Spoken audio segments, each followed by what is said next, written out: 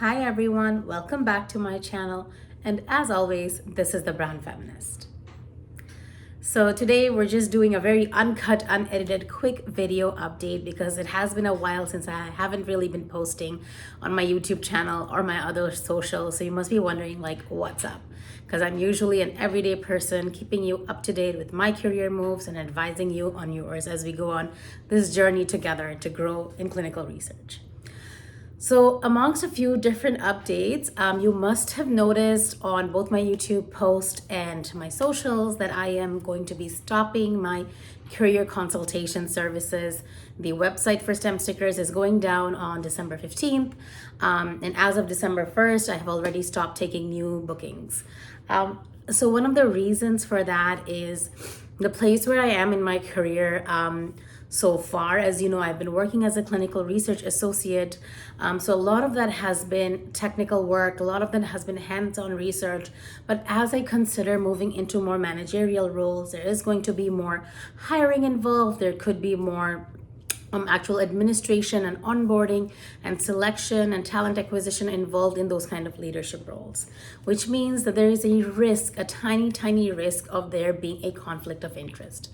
Although most of you who I meet are from across the world, across Canada, the United States, Europe, Australia, and so many other places. However, there is a tiny risk that I may come across someone in an interview one day who I may have met through this kind of career consultation channels.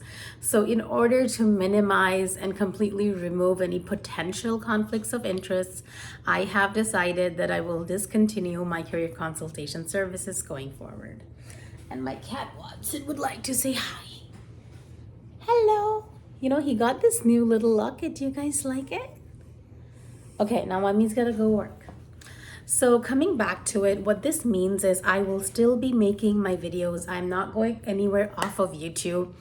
YouTube is my number one passion and always has been, always will be. I will be sharing my career updates and general tips for everyone for free going forward, as I always have done. But in terms of one-on-one advice, I encourage you all to continue to DM me, to continue to comment on the videos, continue to email me, and whenever I get even like 5 minutes of time in my day, you know that I love engaging with you guys. I love replying to your questions, so we will continue to do that. In addition, in 2026, I will be trying to do a few more live sessions every month so that you can come on that live. I will be sharing the predetermined time and everything ahead of time. So you can kind of make your list of questions according to your scenarios, come on those live sessions and ask me, and I can answer them kind of right then and there. And it will be completely free of cost as well, from a very general perspective. Now, having said all of that, I will also be continuing something that I started very late this year, which is having some of you guys join me on screen. So again, completely pro bono, completely free of cost if you want one-on-one career consultation. And if you're willing to share that with the rest of my YouTube community, with the rest of our YouTube fam, then you can actually come on board and we can do a live Q&A session that gets recorded. And of course, we remove any kind of identifying information from there. And then you can kind of, share what you can take away what you ask, but also in the process, some of these common questions, it's not just being faced by you, it's being faced by so many of us across the world. So they can also have something to take away by watching that video. So if you're interested in that, I will be sharing some updates on my main channel website. So if you know brownfeministcanada.ca, the blog website, it will still continue being on. My Substack is still on and will continue to be posted on in a monthly manner. So we will have more updates on how to sign up for those free sessions. So this is kind of where I left off in terms of career consultation services. And this is kind of why we have to say goodbye to that little piece.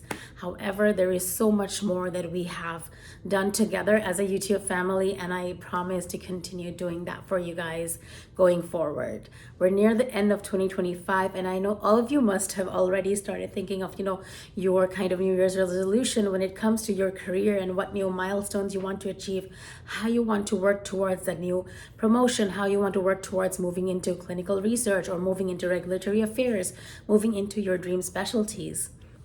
So I want to hear about all of that. Please let me know in the comments down below, and I want to be a part of that journey going forward. Let's make this our family and community and do this together. Now then we come to the second part of this video, because I'm going to title this video, why I'm saying goodbye, and then what's been my career update so far. So let's go into the second part.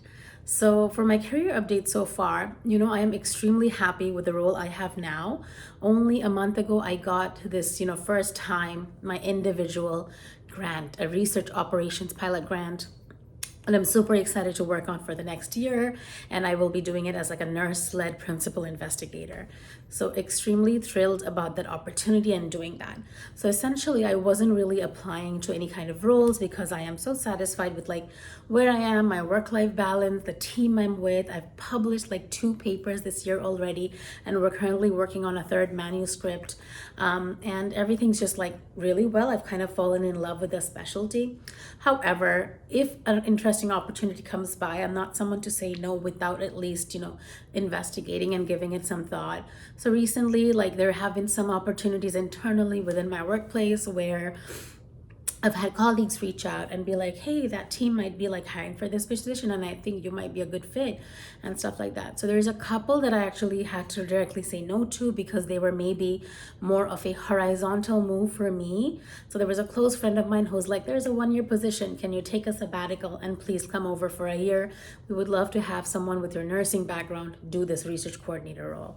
And unfortunately, even though it was a very exciting role, it would be a little too horizontal for me to justify leaving my team for a year when I have so much going on in terms of like, research achievements right now. Then there were a couple which were actually very interesting and, kind of aligned with my next steps. So some of these were like more managerial and leadership roles. So for those, I did kind of want to see, let's take a look at like where I stand in terms of these roles. And so I, kind of applied to 3 of them, heard back from all 3. And like the cool thing was that unlike before, there was times when I would like apply to so many research assistant roles and hear back from 10. And I know I've told you guys this 100 times before. Like when I started in this industry, I was applying to 300 jobs and getting like 5 interview calls. That improved when I was a coordinator. That improved further when I was an associate. And this time, all 3 that I applied to, I got interview callbacks from them. And my goal was really to go in with an open mind. I am not dying for that position. I would be thrilled to get it.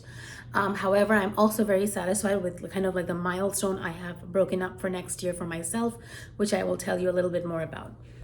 So what ended up happening in these roles is each time I applied, I got through from my resume to the interview, which means I feel like both my resume wise and cover letter wise, something was going right.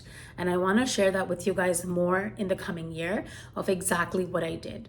Secondly, when I was doing any kind of preliminary phone calls, or I was doing like, they do assessments, written exams, self-assessments, those were then moving forward to the next steps, which means how I was thinking about things and writing things down was also going well. Then I was doing preliminary interviews, and then those were also going very well. And I was moving to the second part, the second interview with like maybe a senior manager or meeting the team. And then, so right now where I stand as of December 2025 is like one of the positions kind of had to take a hiring pause because the hiring manager themselves had to kind of take a personal emergency leave. So I'll find out more about what happened to that in January 2026. And then the other ones, I'm waiting to hear back around again by 1st January 2026. So I will be posting what exactly happens to these roles with you guys, because you are my YouTube fam and I want to keep you updated on everything, whether it's a good thing or a bad thing, because career is never linear. Success is never linear. We're not only going to do this, we're going to go do this and then take dips and then go this and then take dips, right? So we're going to be in this journey together. But what this process has shown me is like I now have some kind of competency and wisdom to share with you guys in terms of cracking your way into getting interview calls for managerial roles as research project managers, program managers, and such, and in leadership roles. And then, secondly, how to manage interviews, what kind of questions to expect. Because I will tell you one thing, the kind of questions I was getting as assistant, coordinator, and associate were all very technical and based on research skills. The kind of questions you get as a project or program manager, completely different.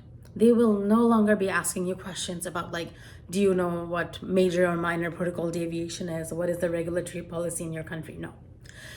They assume if you've done 5 to 10 years of work coming up all of these, progressive leadership roles, you should know your technical skills already. So now this time it's about management skills, it's about leadership, it's about delegation, it's about problem solving, it's about collaboration, it's about identifying your own flaws and limitations and working on them. So the questions that I had researched, because there was nobody I could talk to, I went on YouTube and very few people had anything to say to me that's not, well, they were there, but they were not super clinical research focused. So I had to look at like general project management questions and general program management questions to prepare myself. But the ones I got, I thought like, okay, I was able to adequately prepare for them. And each interview helped me to prepare better for the next one. So these are some questions I want to share with you. But of course, you know that at this level, these are confidential interviews. So unlike before, I won't be able to give you like a word for word. However, we can go through some broad categories of what type of questions to expect. And I know that if you prepare for those ones, then you can definitely handle what's coming your way for these management, research, project management roles. Okay, so this is something I have written down so I don't forget. For each interview, I would be like, okay, let me note down all the questions and answers I gave because I want to share it with my YouTube fam. So I have those, but I won't have time to actually make them into videos for you guys until like the winter holidays. So I have some time in between Christmas and New Year's that I've booked off, and during that time I want to really focus on making these videos for you guys so that by January 2026 you can start like going through them and starting your application process. So this was kind of like my little update. There's also like some New Year's resolutions. So just finishing off this video, last couple of minutes, I want to tell you about kind of some of the other things I'm working on. So you know that as a person, I never like having all my eggs in one basket. But that doesn't mean I'm not committed to the roles that I am in. So in my current role, what I realized is, going forward, obviously I have this huge nurse-led research project to work on, which is going to be amazing for my resume. And I'll get to share every, kind of step of that process with you guys. But also, I have, I'm going to be taking my CCRP SOCRA. I have done this prep before and never had the time or the funds to actually take the exam. I actually started doing the video series for this a couple of years ago, and then it was just not relevant, or, my work wasn't funding it, blah, blah, blah. But this time I have all my funds in place, and I am just waiting for my work to release like my employment confirmation letter, and then we're gonna go ahead and take that exam. And then I'm gonna start working towards a PMI or a a PMI Institute kind of accredited PMP licensure. So there's a whole other plan for that. There's other specialty licenses I'm looking at. So there's gonna be a lot of investment in myself in 2026 in terms of my career. Like, not necessarily changing roles. I don't know how that's gonna look like, but whether that happens or not, even in my current role, I see a lot of like things that will further solidify and consolidate my knowledge and then give me a document to prove that and add a lot of, robustness to my resume. If you are not following me on LinkedIn, that's another place that I really share a lot of my professional like reflection. So that's something you can like follow. I know I usually only accept people if they're already in my industry, but I think you're welcome to like follow the public posts anyway. So this was it for today. Please do share your kind of 2026 goals for your career, your personal goals, your professional goals, your schooling goals. I love hearing all of that from you guys, okay? So as you see, I'm very well decorated for the holiday season. We have a lot planned socially as well as professionally. There are 3 different Christmas parties at work, 2 of which I'm helping to organize, so lots to do. But I do miss you guys and I wanted to share this video. So I'm gonna just upload this right now. No editing, so whatever I said was said in one go. I love you guys. See you next time. This was the Brown Feminist. Bye.